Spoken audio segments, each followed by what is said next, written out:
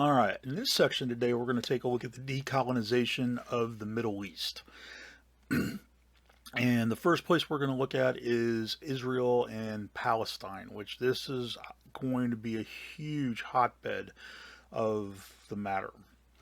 Okay, at the end of World War I, we had what was called the Balfour Declaration, and this was proposed by Britain in 1917, and it launched the concept of the Zionist movement for moving the Jews back to Palestine and the ancient homeland of their ancestors. It was met with a lot of popularity by the English and to a certain extent by the Jews as well. Again, the only problem is Jews have not occupied this area since the Roman Empire. So this is going to create some issues later on, which is actually going to cause a lot of the terrorism that we actually have today against the West. Now, what complicated the matter was after World War I, T.E. Lawrence, who's actually known as Lawrence of Arabia, he, if you guys recall, incorporated using the Arabs in Saudi Arabia to attack essentially the Ottoman Empire from the inside. And he had actually promised them autonomy, that they would be able to create their own countries. And at the very end of World War I, what's going to happen is Britain is going to occupy and control these areas, and they backed out on T.E. Lawrence's promise. Now, we will see this actually later happen with World War II, but this is going to plant a seed of animosity with the West, because that leads to the English and later the Americans breaking promises with the Middle Eastern Muslims. Now, finally, we get the creation of Israel after World War II, and what happens is, as a result of this, we have constant warfare. Essentially because we violated the Atlantic Charter, which had stated at the Yalta Conference that all liberated countries after World War II would actually be allowed to have their own government system. And essentially what happened was the United States and England decided that they would go ahead and create the country of Israel, but they never consulted any of the Palestinians there. This resulted in a number of wars. You can see here we get the 1948 war, the 1956 war, the Six-Day War in 1967, and the Yom Kippur War in 1973. Pretty much all of these wars were against Egypt. Egypt and Israel were the two main combatants during this time. However, you do have in the latter wars a lot of the surrounding Islamic countries contributed to this, because they saw this again as a violation of the United Nations. Now, finally, we do get peace declared between Egypt and Israel. And in this picture here, this is at Camp David. In the center is President Jimmy Carter. On the left is President Anwar Sadat of Egypt. And on the right is Menachem Begin of Israel.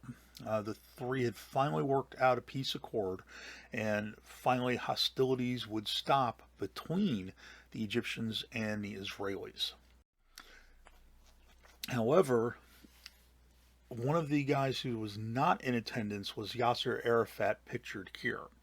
He created an organization known as the PLO, the Palestinian Liberation Organization, and rejected the proposal.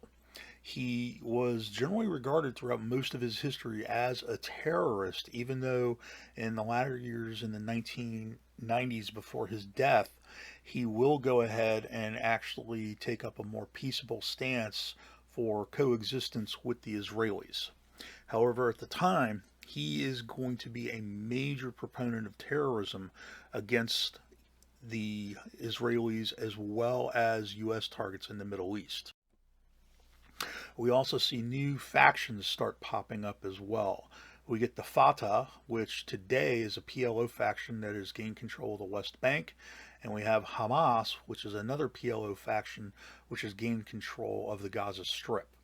Now, these two have broken away from the original PLO organization under Yasser Arafat, particularly after his death. Now, when we look at Egypt after World War II, Egypt is probably going to be the most important country, with the exception of probably Turkey. In 1945, they became the founding members of what was known as the Arab League. And you can see here on the right, there's a scale of membership of countries that ended up joining the League at later times. Now, what happened in 1952, Egypt was still a monarchy, and what will happen is one of the generals, General Gamal Abdel Nasser, will actually overthrow Muhammad Naguib and replace the monarchy with a republic, which really it was more of a dictatorship. However, Nasser, as you already might remember, is one of our guys that uses that concept of non-alignment, which again is going to be very important. Now, one of the big issues that really created a crisis early on was the nationalization of the Suez Canal, which is actually known too as the Suez Crisis. Remember, nationalization means when a country takes over or claims something that's owned by foreigners, even though it's in their own country. In 56, Nasser seized the canal. England and France invaded the country and easily took it over. However, the U.S. and the Soviet Union forced England and France to return the canal to them, and granting Egypt sovereignty and control over the international waterway. And you can see here this political cartoon of Nasser stopping a British ship from entry through the canal. Now, after Nasser's success and actually getting control of the canal, he became essentially the symbol for Pan-Arabism. And again, most countries look to him as the main aspect. Later, what would happen is Nasser would pass away, Anwar Sadat would take over, and again, as you saw, he was involved in the peace treaty at Camp David, which finally ended the wars between Israel and Egypt. However, he was actually assassinated by extremist Egyptians, feeling that they had brokered the peace with Israel, when in fact Egypt should still have actually sought conquest of Israel. Now, Iran is going to be a really interesting aspect. This is going to be very similar to Turkey, where we're going to have, after World War I, we actually have essentially a coup. This is a picture of Reza Khan, who was a colonel in the army and overthrew the rightful ruler of the area, and eventually he will declare himself the Shah. Now, when World War II begins, Reza flirts with Hitler, and as a result, Britain and the USSR invade the country. Reza was forced to abdicate, but to make sure stability still maintained, they actually placed his son, Mohammad Reza Pahlavi, in power on the throne as the new Shah. This, again, Shah Mohammad Reza will remain as essentially a puppet power for the Western powers after World War II. In 1951, the nationalist prime minister would take control of the oil industry, and Mohammed was forced to flee after a failed coup. The USA gets involved, and they use the CIA to place him back in power in 1953. And again, the Shah is not going to be a very popular leader in Iran because, again, these close ties and close connections to the West. What will happen is finally, in 1979, exiled cleric, the Ayatollah Ruhollah Khomeini, will actually come back and initiate a religious coup, and the Shah is forced to flee and will live in exile in the United States. The Ayatollah then goes ahead and establishes a theocracy, and his policy becomes non-Arab and pro-Shia, which, again, it's going to make Iran kind of like an outcast because of the fact that it's a pro-Shia country, when, remember, most Islamic countries are pro-Sunni.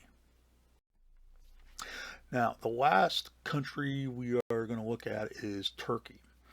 Turkey, remember, is the closest country and is technically a part of Europe. So Turkey actually has a mixture of religion, which is Islamic and Christian. Okay. And if you guys recall, you'll remember Ataturk is the one who took it over and created essentially a secular state. But there's a lot of other issues that have actually happened. One is the contention and control over the island of Cyprus. Cyprus was actually half dominated by Greek Cypriots. However, Turks actually also occupied the island.